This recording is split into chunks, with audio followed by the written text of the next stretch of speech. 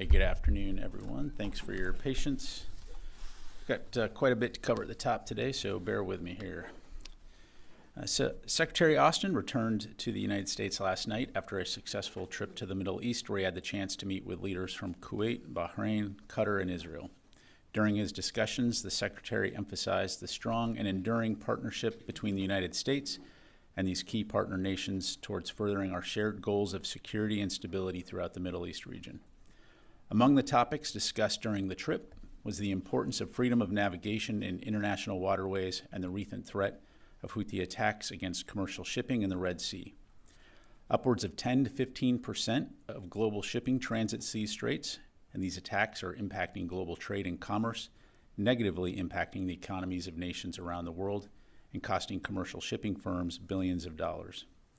To help address this challenge, while Secretary Austin was in Bahrain, he announced the stand-up of Operation Prosperity Guardian, an important new multinational security operation under the umbrella of the Combined Maritime Forces and the leadership of its Task Force 153, which focuses on security in the Red Sea.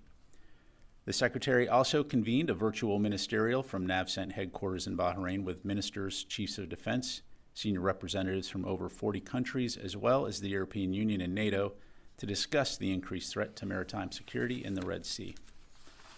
Secretary Austin underscored how the attacks from the Houthi rebels in Yemen had already impacted the global economy and would continue to threaten commercial shipping if the international community did not come together to address this issue collectively, emphasizing that this is an international problem that requires an international response. In the days ahead, the United States will continue to consult closely with our allies and partners who share the fundamental principle of freedom of navigation, and we expect to see the coalition continue to grow. Switching gears, Chairman of the Joint Chiefs of Staff, General C.Q. Brown Jr., spoke today by video teleconference with People's Liberation Army of China Chief of the Joint Staff Department, General Liu Zhenli. This is the first time the two leaders have spoken since General Brown became the chairman. During the teleconference, General Brown discussed the importance of working together to responsibly manage competition, avoid miscalculations, and maintain an open and direct line of communication. For more information about the call, I'd refer you to the Joint Staff and their corresponding readout. Also today, the Department of Defense is releasing the DoD instruction on civilian harm mitigation and response, which establishes the department's enduring policies, responsibilities, and procedures for mitigating and responding to civilian harm. As you may recall, in January of 2022, Secretary Austin directed the Undersecretary of Defense for Policy to develop a civilian harm mitigation and response action plan. This plan, which was released in August, outlines steps the department will take and the resources required to implement appropriate recommendations from recently completed studies of civilian harm. The plan also called for the publication of a DoD instruction on civilian harm mitigation and response, which is what we're publishing today. The release of the DoD instruction continues the process of improving the department's approach to mitigating and responding to civilian harm. In addition to the instruction, we are also launching a public-facing website which will include our current civilian harm mitigation and response policies, congressional reports, and other related documents. The website also provides a link to the previously published webpage with guidance for reporting civilian casualties. For more information on the civilian mitigation and response DoD instruction, you'll find these on the defense.gov website under releases. In other news, earlier today, a ramp ceremony was conducted at Dover Air Force Base in Delaware for a dignified transfer of remains of 3 Army Special Operations aviation soldiers who will return home to the U.S. These soldiers and American heroes perished in a helicopter mishap in the Mediterranean on November 10th. The incident claimed the lives of 5 American soldiers, 2 of whom were recovered immediately after the mishap.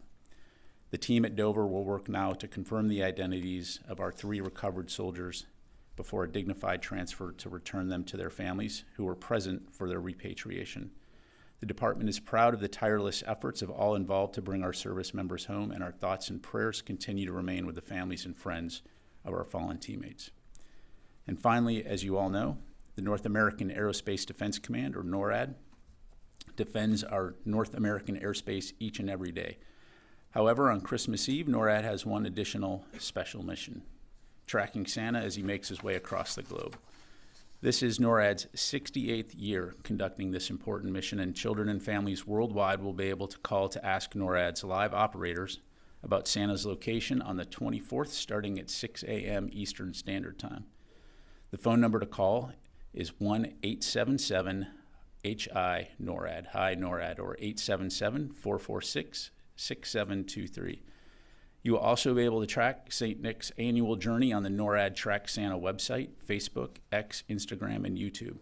And last year alone, NORAD answered over 73,000 calls just on December 24th alone, and the program generated more than 2 million social media followers.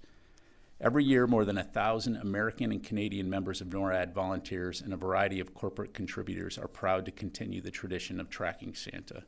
And with that, I'm happy to take your questions. We'll start with AP, who's on the phone, Leah Baldor. Thank you, Pat. Two things.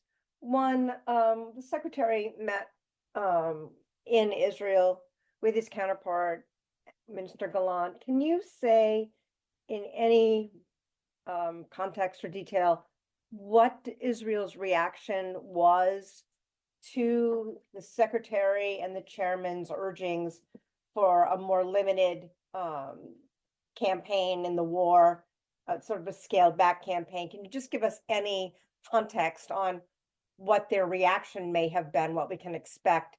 And then just secondly, on the maritime program that's ongoing, can you say exactly how many countries are actively participating right now? Should we expect to see the U.S. and other ships there all the time? Are they going to take turns? Can you just give us a better grasp of how these countries, I think you had said 10, they're about 10 initially, how are they going to sort of take part in this?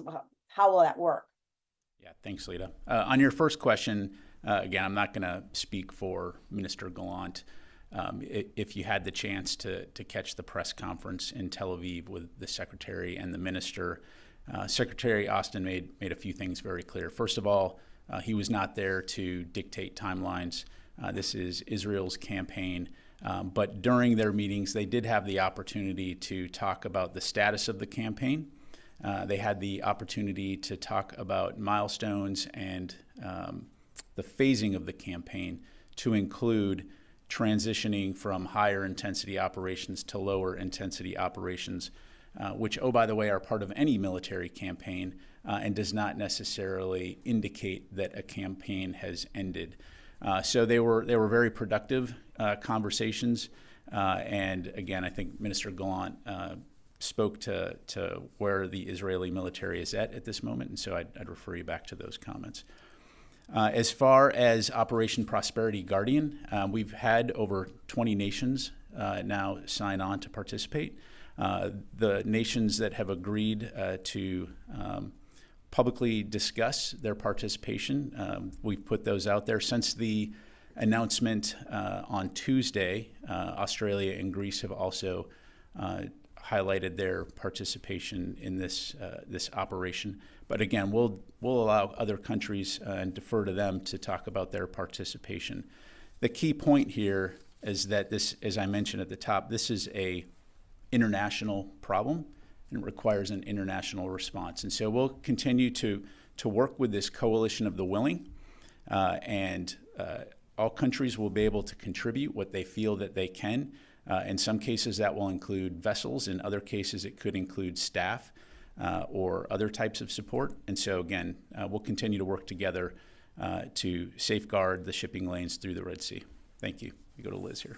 To follow up on that, is the U.S. sending more vessels into the Red Sea to accompany these commercial vessels? So I don't have anything to announce, Liz, in terms of additional vessels. Clearly, we already have some ships that are in the region. And again, we'll work with our partners and our allies in terms of what other ships will come in. I will say that there has been, as you know, an increase in the number of U.S. ships that are in that region. You've got the Mason, the Carney, and others that have been there to support vessels or to support commercial shipping. So nothing to announce right now, but obviously something we'll continue to keep you updated on. A separate topic to follow up on General Brown's phone call with his Chinese counterpart this morning. Are there any plans to reactivate the military-to-military hotline with China? So I don't have anything to announce on that front as I highlighted, we think it's very important to keep the lines of communication open, so that's something that we'll continue to actively do. Last follow-up. Did China agree to continue to regularly communicate with the U.S. military? I'm not going to speak for China. Clearly, you know our position, and we're going to continue to do everything we can do to keep those lines of communication open. Let me go over to her, Will. Just regarding the Red Sea Coalition, can you talk a little bit more about what specific steps the coalition is going to take to protect shipping? Are we talking, escorting ships, reflagging potentially, carrying out strikes on launch sites, or what is this going to entail? Yeah. Thanks, Will. So bear with me here because I kind of want to lean into this a little bit and just provide some additional context here. So, it's very important to understand that the Houthis aren't attacking just one country. They're really attacking the international community. They are attacking the economic well-being and prosperity of nations around the world. So in effect, they've really become bandits along the international highway that is the Red Sea. And so the forces assigned to Operation Prosperity Guardian will serve as a highway patrol of sorts, patrolling the Red Sea and the Gulf of Aden to respond to and assist as necessary commercial vessels that are transiting this vital international waterway. It's a defensive coalition meant to reassure global shipping and mariners that the international community is there to help with safe passage.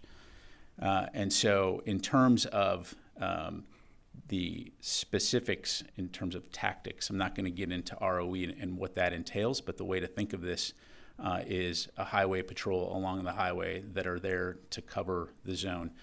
As it's been described to me, the distance we're talking about here from the Suez Canal down to the Gulf of Aden is about the distance from Boston to Washington, D.C. So you're talking about a pretty extensive stretch of water that the international community will be covering.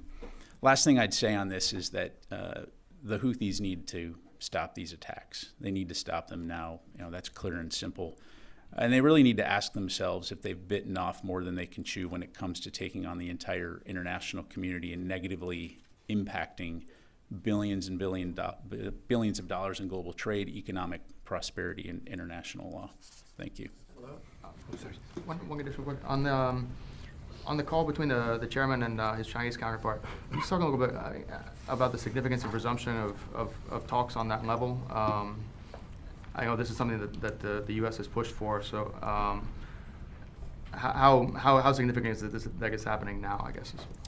Well, I think it's a positive development. We're clearly working here to implement what was announced by President Biden and Chairman Xi in November. But we've said all along that when you have two large militaries, it's imperative that we keep lines of communication open in order to prevent miscalculation and the potential that carries with it as far as risk of operating in certain areas. So, again, we're going to continue to press on that. Thank you. Tom? Just to follow up on Will's question. Since the task force or Operation Prosperity Guardian was stood up on Tuesday, I believe, have there been any strikes or has there been any kinetic action that you can update us on over the last few days? By the United States? Yeah, or by the coalition as a whole? I'm not tracking any. Again, this is a defensive coalition that is there to help reassure global shipping and mariners as they transit the straits. So the fact that you haven't seen anything, would you read into that it's having a deterrent effect? I'm sorry, I misunderstood your question. Attacks by the Houthis against shipping? Yes. So my first question I was asking, was if there has been any kind of any action from the U.S. Against the Houthis in retaliation for any strikes they may have done. We have not conducted any strikes against the Houthis. And the fact that you haven't seen any, if you haven't seen any, would you say that the task force is having a deterrent effect? The fact that the U.S. has not conducted any strikes, the fact that they haven't conducted any strikes. I hope so. But again, what we're going to do is we're going to continue to work with the international community to safeguard those vessels that are transiting those waterways. And I would hope that the Houthis would understand, the pressure that they are going to bring onto themselves if they don't stop these attacks. But again, we'll continue to monitor closely. Let me go to Chris, and then I'll go to the phone here. Thanks, Pat. Two questions on Operation Prosperity Guardian. Is this coalition of the willing under any sort of unified command, or are these nations, how is that being coordinated? So this is under Combined Maritime Forces, which is already an existing coalition of the willing of 39 different nations. Okay, so that is a coalition that has been around for a while, that brings nations together to address regional security and stability when it comes to maritime operations. A subset of the Coalition Maritime Forces is Task Force 153, which has been in existence for about 18 months, which provides the leadership, command and control for Red Sea security operations. Now the question that we've gotten the question, well, if you already had this, why do you need Prosperity Guardian? It's an important question and a good question. By virtue of the fact that we already have a standing structure, a framework upon which to build, Prosperity Guardian is an operation that is underneath 153. Task Force 153 can do other things, but it's an operation nested underneath Task Force 153. And by virtue of it being a coalition of the willing, that means that countries can provide what they feel they can contribute based on their national priorities and national domestic decisions. So as certain requirements start to present themselves, in this case addressing the threat that the Houthis are providing or doing here in the Red Sea, nations have a framework now upon which to pull together and address these together. And the second question on that, are any U.S. air assets part of Operation Prosperity Guardian, or is this purely surface vessels? Does it include the MU or the carrier strike groups, for example? And if you don't have all those details, could you take the question? Yeah, so I'm not going to go into the specifics in terms of which capabilities or which assets per se, but yes, air will be a part of this. Especially when it comes to maritime domain awareness, air power is always a significant contributor to that. So let me go to the phones here. Let me go to Jeff Shogel, Task and Purpose.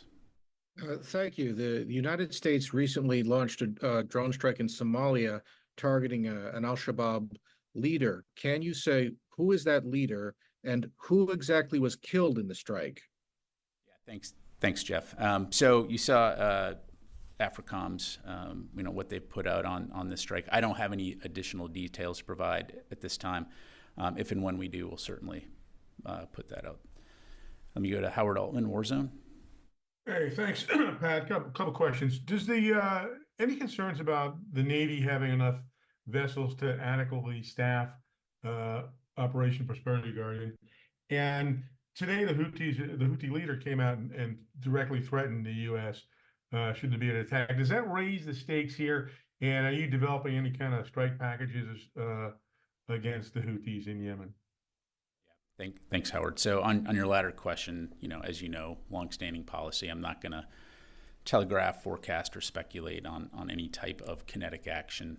And as far as the U.S. Navy and its ability to provide the capabilities that we need, this is one of the significant aspects about the U.S. military, is that we have the ability to surge capabilities to where we need them to address situations around the globe, and the U.S. Central Command area of responsibility is no different. And so as we require capabilities, we have a very long-standing process in place by which to determine requirements, make decisions, and then surge forces into the theater. And so this will be no different in that sense of the word. Let me come back to the room. Fadi. Thank you, John. I have two questions on Yemen. So you're talking about an international coalition to address the attacks by Houthis in the Red Sea. Are you able to say whether any country on the Red Sea is part of this coalition, and why none of the major Arab states announced their participation in the coalition?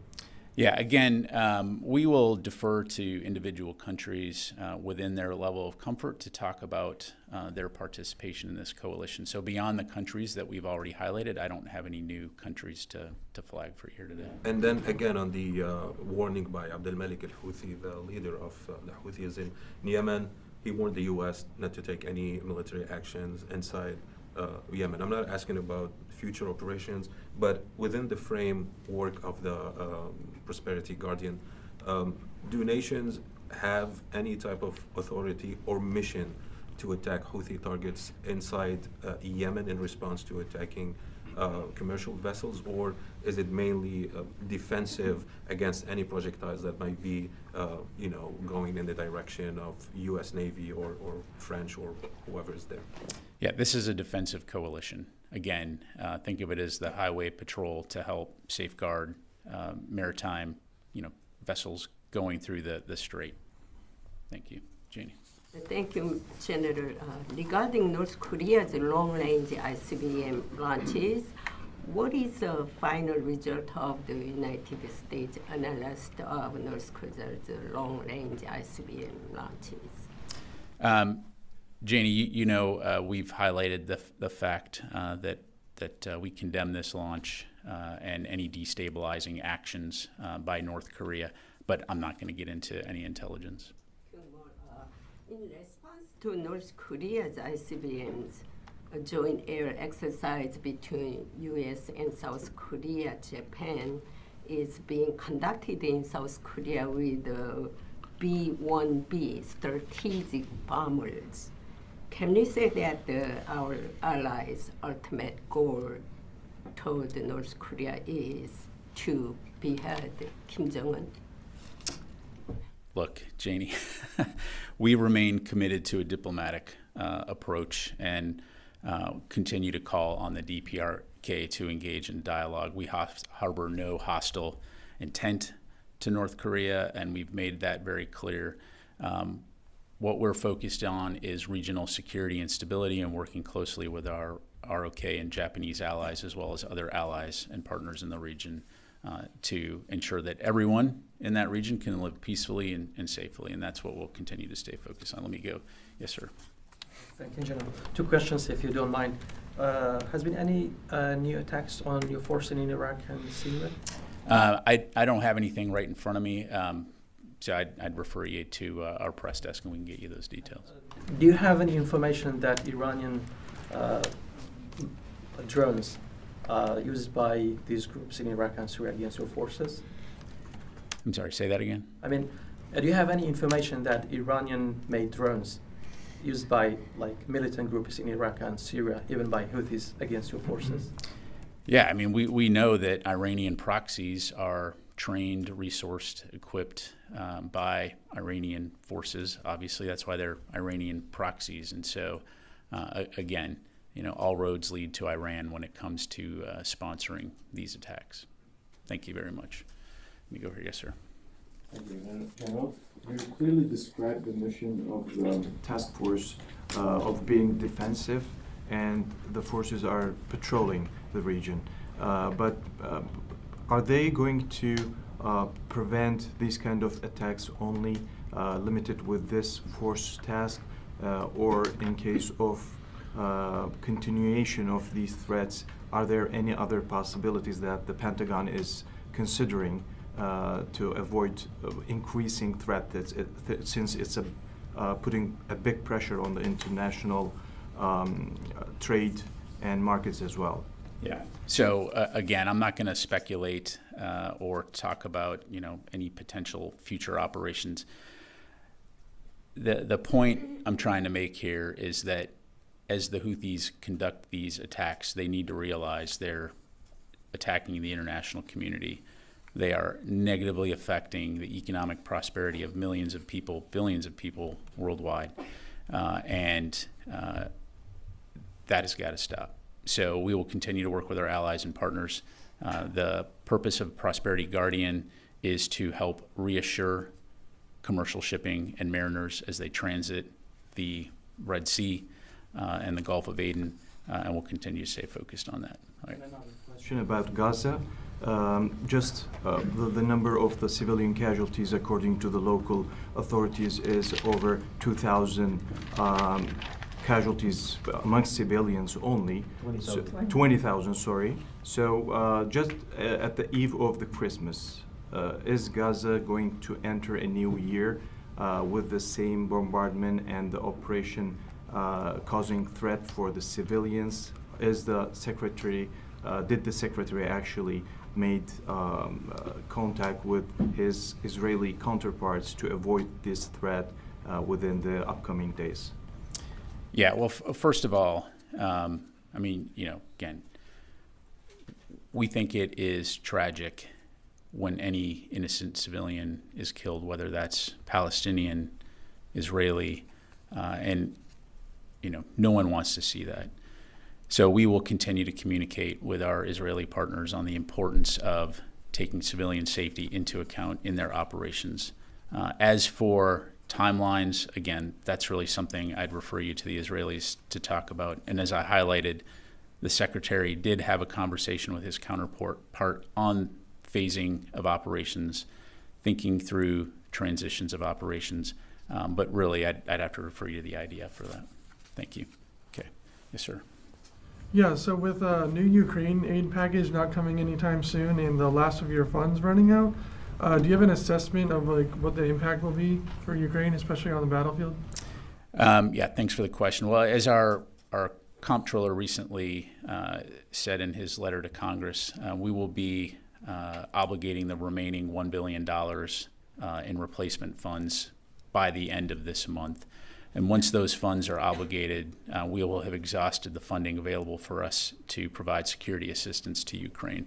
So it really does underscore the importance of congressional support for Ukraine. We would again continue to urge the passage of the supplemental that we've submitted.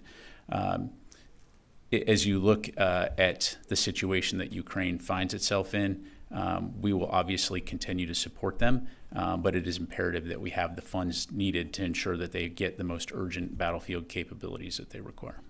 But you don't know what it will look like on the battlefield, if Congress doesn't pass anytime soon? I'm not going to speculate. Clearly, Ukraine has been able to develop a very capable military, but, the war continues to be difficult, continues to be a very challenging fight, and to be able to maintain and sustain that force going into the future against an enemy that has said its objective is to eliminate Ukraine.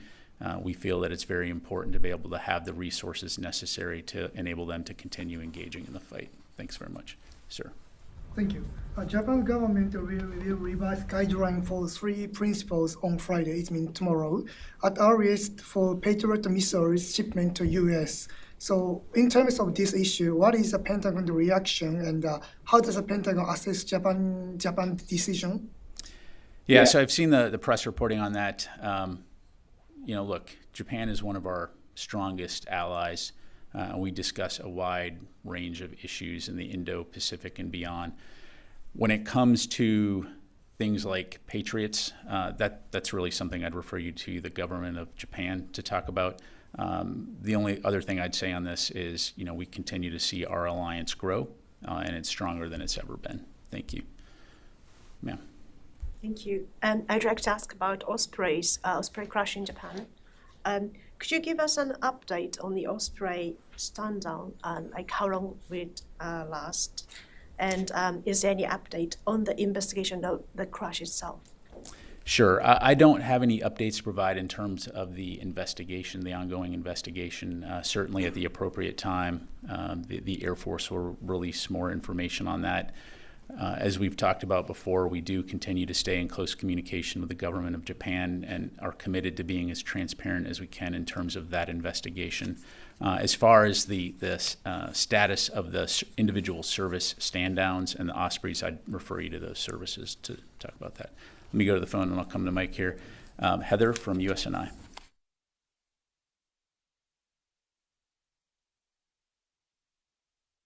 Let me go to Megan, Military Times. Was going to ask for an Iraq and Syria update, but I will send an email instead. Okay. Thanks, Megan. Appreciate it. Mike. Yeah, I want to change the subject a little bit. 2023 was the worst recruiting year for the military since the end of the since the start of the all-volunteer force, as you well know.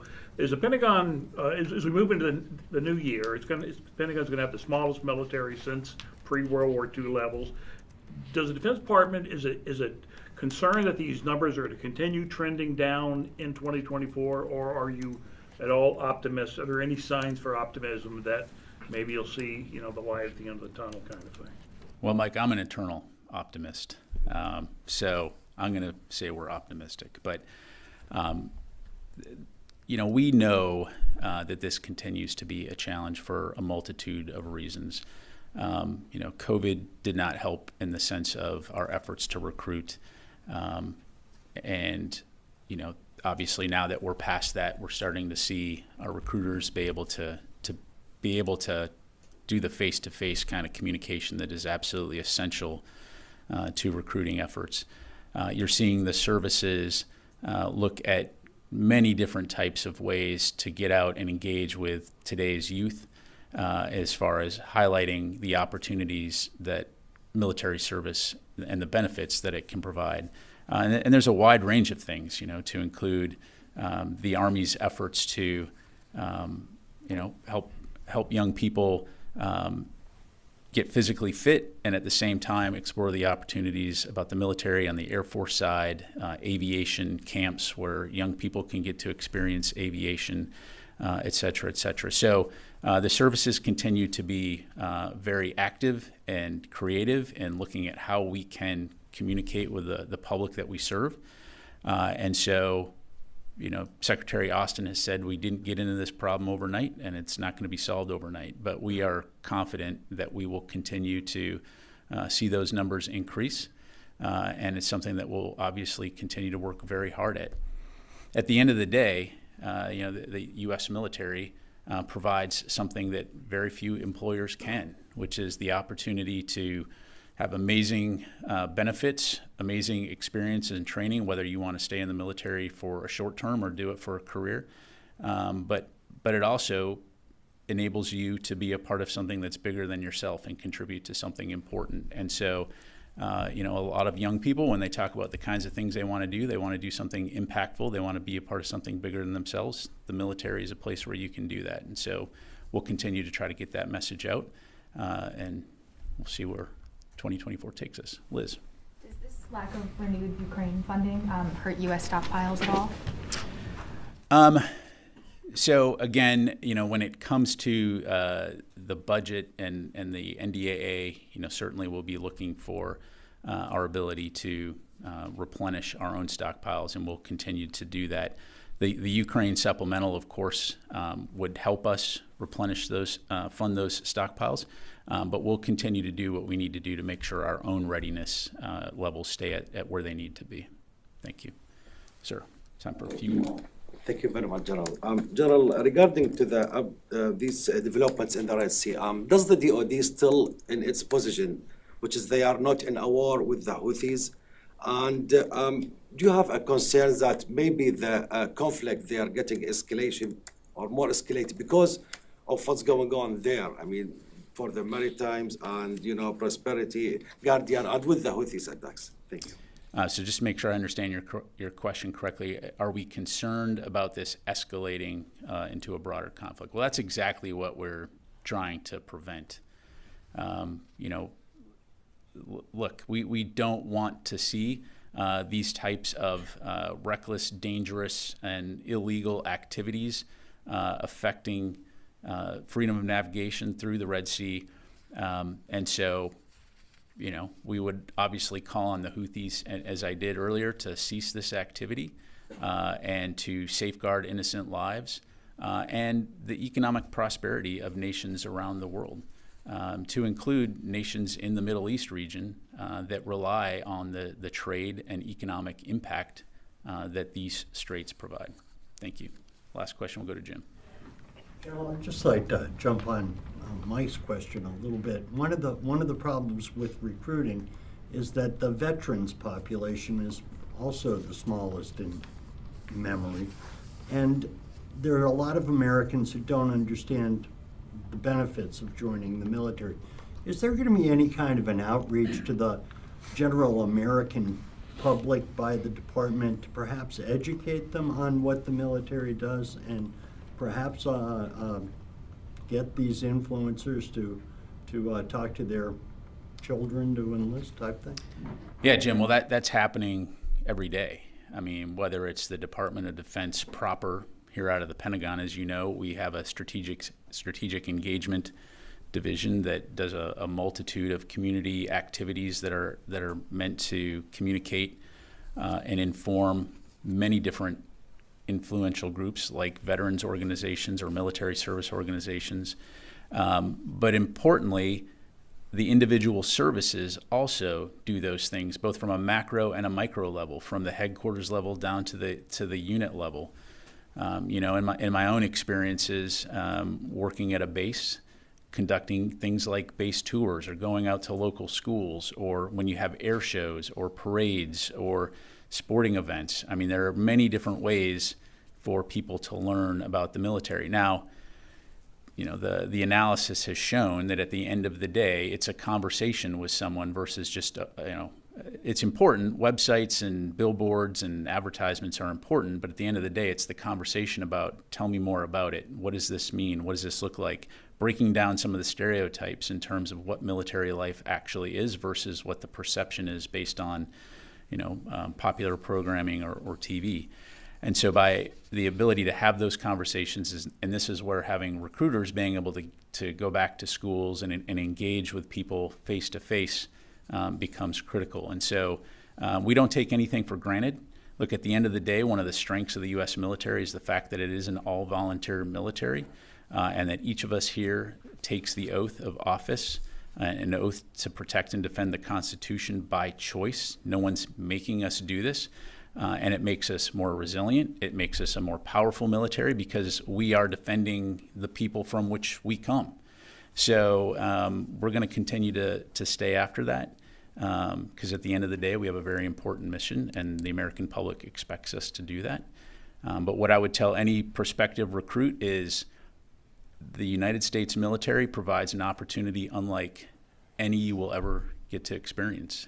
It's an amazing place to develop and really, again, be a part of something bigger than yourself.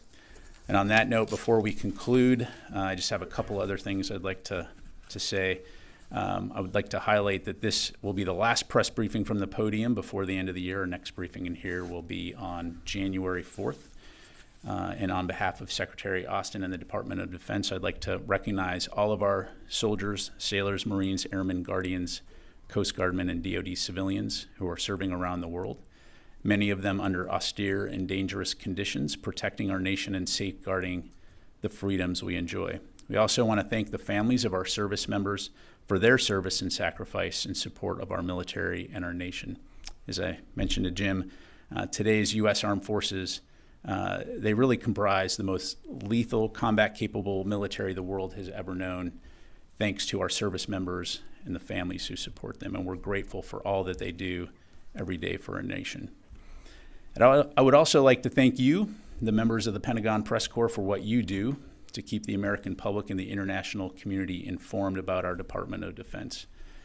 Our republic is well served thanks to your efforts as a free and independent press to report on critical defense issues, promote transparency, and ensure that the American people have a good understanding of what its military is doing every day around the world in support of our nation and our interests.